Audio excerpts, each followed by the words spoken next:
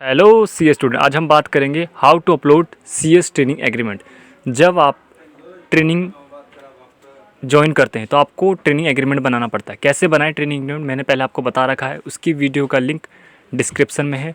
अब जैसे ही आप उसको एग्रीमेंट बना लेते हैं तो उसको आपको अपलोड करना पड़ता है। इसमें दो ऑप्शन होते हैं। जब आप कंपनी में करते हैं तो आपको मिलता है अपॉइंटमेंट लेटर, तो उसको अपलोड करना पड़ता है।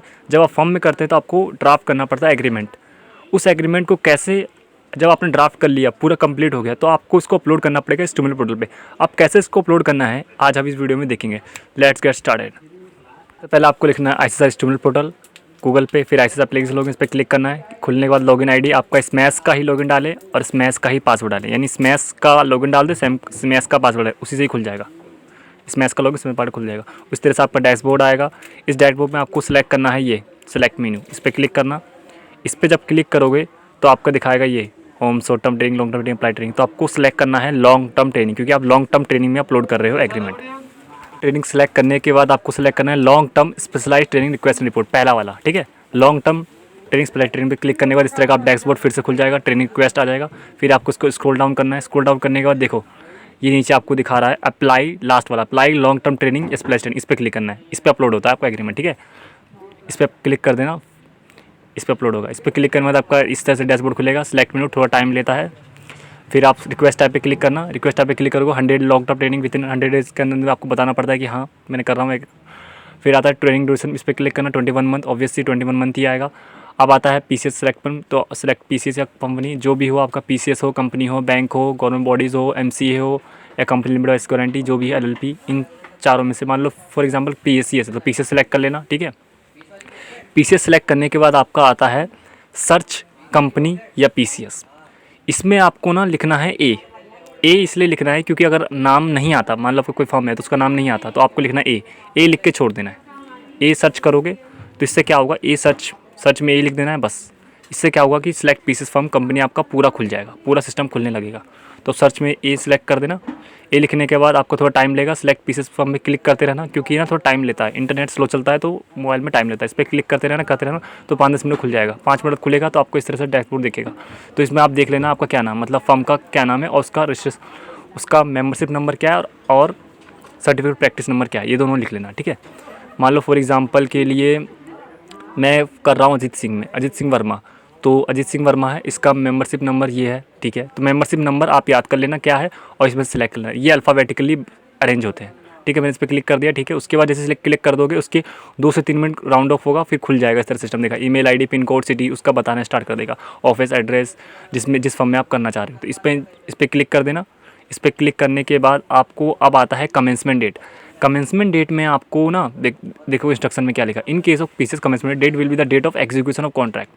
यानी कि जब आप ई स्टाम्प खरीदोगे वो डेट या उसके बाद का डेट, विच एवरेज लेटर आप ले सकते हैं। कंपनी में तो अपॉइंटमेंट लेटर होता है, उसमें जो डेट लिखा रहेगा वो आप कमेंसमेंट डेट लिख देना यहाँ पे, ठीक है। यानी कि स्टाम्प डेट को ही आप कमेंसमेंट डेट मान लेना। अब आता है एग्रीमेंट अपलोडिंग का। तो appointment letter for training contract with PCS या मार्कशीट या passing exam, certificate of CS exam, यानी आपको दोनों अपलोड करने पड़ेंगे। सबसे पहले आपको अपॉइंटमेंट लेटर फॉर ट्रेनिंग, जो अगर फर्म में करते हो तो आपको अपॉइंटमेंट, कंपनी में करते हो आपको अपॉइंटमेंट लेटर मिलता है, और अगर फर्म में करते हो तो आपको एक एग्रीमेंट ड्राफ्ट करना पड़ता है। तो वो ड्राफ्ट प्लस में आपको मार्कशीट भी अपलोड करनी है। मार्कशीट दोनों को दोनों अपलोड करनी है। तो कैसे अपलोड करना है मैं आपको भी बताता हूँ, ठीक है। सबसे पहले मैं अपलोड करता हूँ मार्कशीट या passing certificate for CS exam, इस पर क्लिक कर देना, ठीक है। इस पर क्लिक करने के बाद पहले आपको मार्कशीट अपलोड करनी है। Marksheet plus CS executive marksheet module 1 module 2 दोनों, प्लस में ईडीपी का जो आपका न्यू ट्रेनिंग स्ट्रक्चर के अकॉर्डिंग है वो भी अपलोड करनी है, ठीक है। इनका बंच बना के अपलोड कर देना। चूज़ फाइल क्लिक करना, चूज़ फाइल क्लिक करने के बाद अपलोड कर देना, तो आपको इस तरह से अपलोड दिखाएगा। यानी मार्कशीट में याद रखना, मार्कशीट या पासिंग सर्टिफिकेट सीएस एग्जाम में आपको सीएस एग्जीक्यूटिव मॉड्यूल 1 मॉड्यूल 2 दोनों प्लस में ईडीपी का दोनों का अपलोड कर देना। अब आता है appointment letter for CS training contract, इस पर भी आपको सिलेक्ट करना है।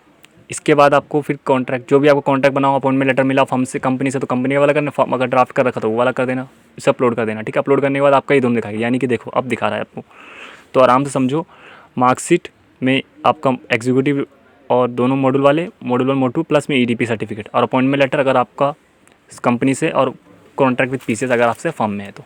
ये अपलोड करने के बाद आपका न्यूली है तो सबमिट रिक्वेस्ट पे क्लिक कर देना, तो आपको क्या हो जाएगा, ये बन जाएगा। तो शुरू से मैं आपको एक बार फिर से बताता हूँ थोड़ा आराम से।